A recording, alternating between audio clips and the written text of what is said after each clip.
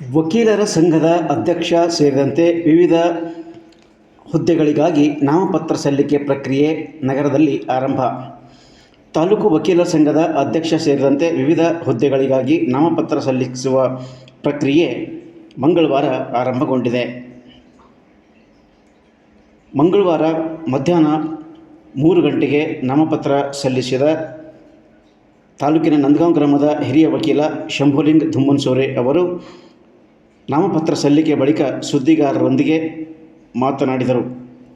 ಈ ಸಂದರ್ಭದಲ್ಲಿ ಹಿರಿಯ ವಕೀಲ ಎ.ಬಿ. ಪಾಟೀಲ್ ಅವರು ಮಾತನಾಡಿ, ಶಂಭುಲಿಂಗ ಧುಮ್ಮನಸೂರೆ ಅವರು ಅವಿರೋಧ ಆಯ್ಕೆಗೊಳ್ಳುವುದು ಬಹುತೇಕ ಖಚಿತವಾಗಿದ್ದು, ಚುನಾವಣೆ ನಡೆಯುವ ಸಾಧ್ಯತೆ ಕಡಿಮೆ ಇವೆ ಎಂದು ತಮ್ಮನ್ನು ಭೇಟಿಯಾದ ಸುದ್ದಿಗಾರರಿಗೆ ಮಂಗಳವಾರ ಮಧ್ಯಾಹ್ನ 3:30ಕ್ಕೆ ತಿಳಿಸಿದರು.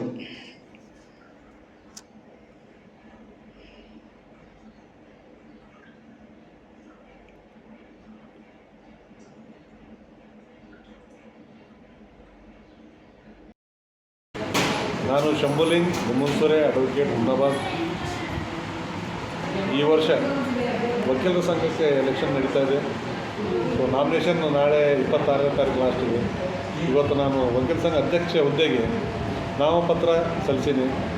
ಆ ನಾಮಪತ್ರ ಸಮಯದಲ್ಲಿ ನಮ್ಮ ವಕೀಲ ಸಂಘದ ಎಲ್ಲ ಹಿರಿಯ ನ್ಯಾಯವಾದಿಗಳು ಮತ್ತು ಕಿರಿಯ ನ್ಯಾಯವಾದಿಗಳು, ಸಹೋದರ ನ್ಯಾಯವಾದಿಗಳು ಎಲ್ಲರೂ ಒಮ್ಮತದಿಂದ ಸಹಕಾರ ಕೊಟ್ಟಿದ್ದಾರೆ. ಅದನ್ನು ಎಲ್ಲ ವಕೀಲರ ಸಂಘದ ನನ್ನ ನ್ಯಾಯವಾದಿಗಳಿಗೆ ತುಂಬ ಹೃದಯದ ಧನ್ಯವಾದವನ್ನು ತಿಳಿಸ್ತೀನಿ. ಹೆಂಗೆ ನಿಮಗೆ ಇದು ಎಲೆಕ್ಷನ್ ಆಗ್ತದ ಅಥವಾ ವಿರೋಧ ಐತ್ರಿ?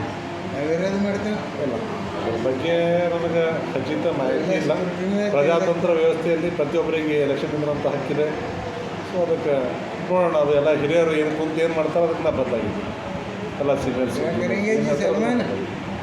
ಹೇಳಿ ಸರ್, ಏನು ಎಲೆಕ್ಷನ್ ಅದು ಮಾಡಿಕೊಡಂಗಿಲ್ಲ ಅಂತ ಯಾರು ಅನ್ನಪ್ಪಾಜಿ ಆಯ್ತಾರೆ ಇವರೇ.